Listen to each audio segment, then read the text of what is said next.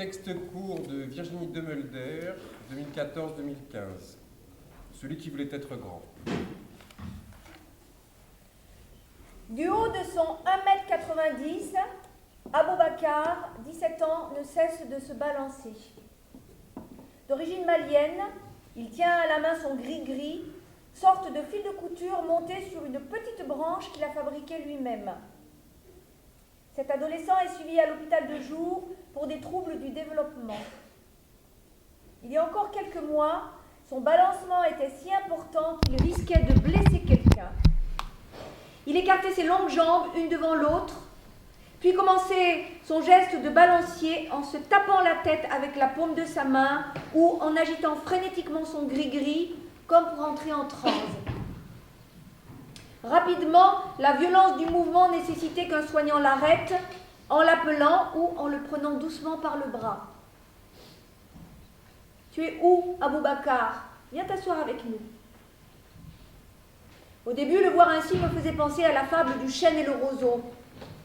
Le chêne costaud se rompt sous la tempête, là où le roseau se plie sans se rompre. J'avais peur de casser Aboubacar en l'arrêtant trop brusquement, mais je craignais aussi qu'il ne se rompe si je ne faisais rien. Heureusement, le jeune homme est souple. Aujourd'hui, il se balance beaucoup moins. Aboubacar préfère s'asseoir parmi les adultes. Il nous parle de cinéma. Il s'installe d'autorité, en général, entre deux soignants déjà occupés. Il coupe la conversation d'une phrase élaborée.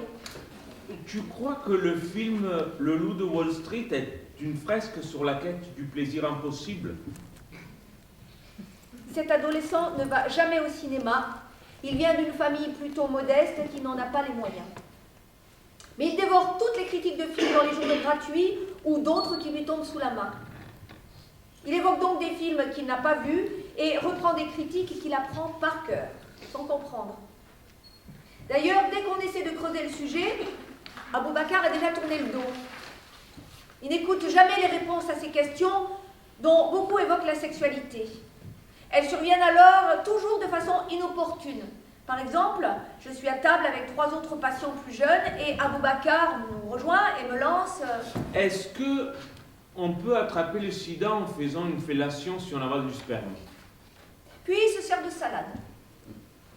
Je dis qu'on ne peut pas parler de ça ici, que c'est pas le bon moment. Il m'interrompt impassible. Au fait, tu as vu le dernier Iron Man? Le comportement d'Aboubacar nous questionne tous et nous l'évoquons en équipe. Nous savons que son père, beaucoup plus âgé que sa mère, est mort récemment en Afrique et que ses proches ont mis beaucoup de temps à évoquer ce décès devant Aboubacar. La famille est musulmane pratiquante et le jeune homme, qui n'a que des sœurs, n'a personne à qui poser ces questions. À l'hôpital de jour, il recherche des figures paternelles fortes à travers les collègues masculins plus âgés et plus expérimentés et n'adresse jamais la parole aux autres patients. Il a demandé à Patrick, un éducateur, si un bon musulman pouvait se masturber. Nous avons tous le sentiment de passer à côté de quelque chose, de ne pas savoir répondre à Aboubacar de manière suffisamment bonne. Devant nos récits, le psychiatre suggère l'hypothèse qu'Aboubacar ne se pose pas réellement des questions sur sa propre sexualité, mais sur la nôtre. Un peu comme un tout petit cherche à savoir ce qui se passe la nuit dans la chambre de ses parents. Aboubacar utilise des termes qu'il ne comprend pas pour aborder ce qu'il croit être une sexualité d'adulte, alors que ces questions sont peut-être juste des interrogations ontologiques sur ses origines. D'où je viens? Comment je suis née? Est-ce que mes parents se sont aimés? J'imagine alors Aboubacar, un tout petit en train de se balancer avec son doudou. Il nous a bien eus tous, en nous faisant croire qu'il était devenu un adolescent. Il peut donc se saisir de notre dispositif thérapeutique, puisqu'il sait si bien nous utiliser. Il parvient aussi à nous donner l'impression du contraire et nous causer une telle frustration que nous avons le sentiment de ne pas arriver à le rencontrer.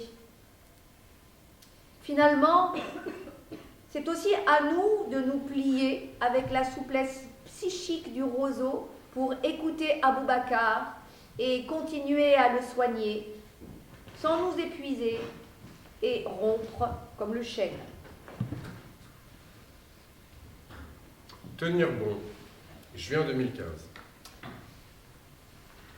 J'ai déjà évoqué Marilyn et son histoire familiale douloureuse.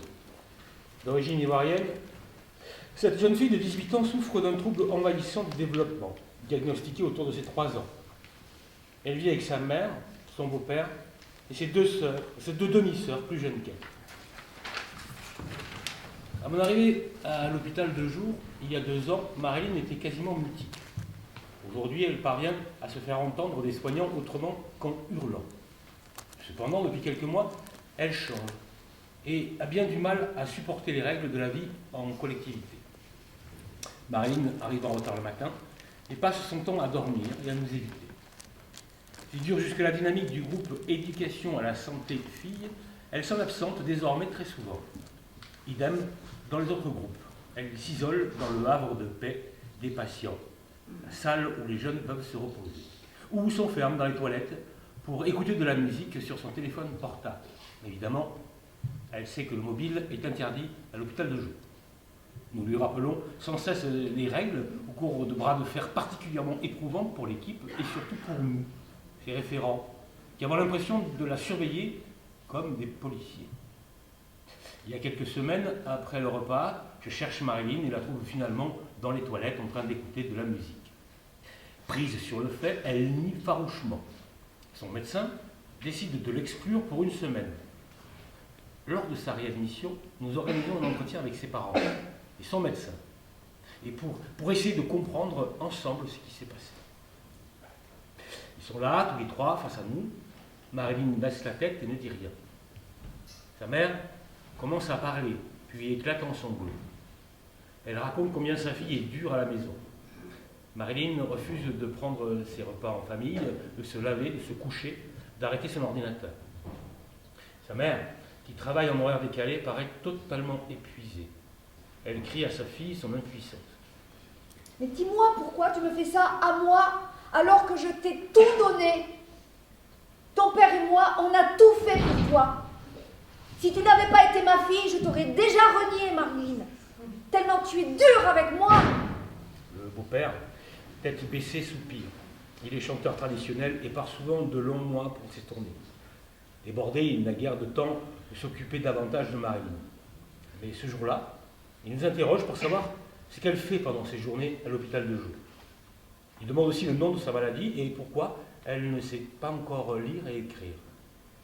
Le médecin tente de renarcissiser ce père en l'invitant à parler de Marilyn petite et de sa rencontre avec elle. Il sourit, évoque la petite boule d'1 an qui refusait de marcher et voulait tout le temps être portée.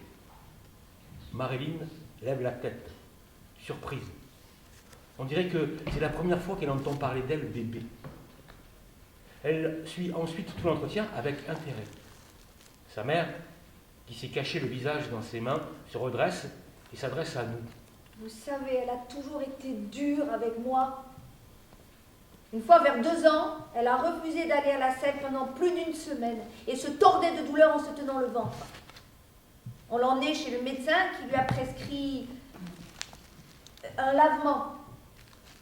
Ensuite, je l'ai assise sur un grand pot et là, Marilyn, je t'aurais renié si tu n'avais pas été ma fille. Je n'aurais jamais pu imaginer qu'une enfant puisse garder à l'intérieur d'elle autant de caca. Nous avons vidé 3 fois le pot, 3 fois, vous imaginez? Marilyn regarde sa mère sans dire un mot. Je me retourne vers elle, un peu gêné, mais l'adolescente n'a pas du tout l'air ennuyée. Je réfléchis à cette mère qui part 2 fois à parler de renier sa fille. Je pense à Marilyn bébé, sur son pot, et à cette grande adolescente qui aujourd'hui se braque quand on lui demande son portable. Comment l'aider sans entrer en conflit avec elle? L'hôpital de jour est-il encore thérapeutique? Je me souviens de notre médecin qui faisait l'hypothèse, il y a déjà 2 ans, que Marilyn se faisait exclure pour que ses parents viennent nous voir. Au fond, peu importe ce qu'ils disent, l'essentiel est qu'ils se préoccupent d'elle. Pour l'instant, peut-être pouvons-nous seulement tenir bon avec Marilyn et ses parents, comme un navire à la dérive espère une mer plus clémente.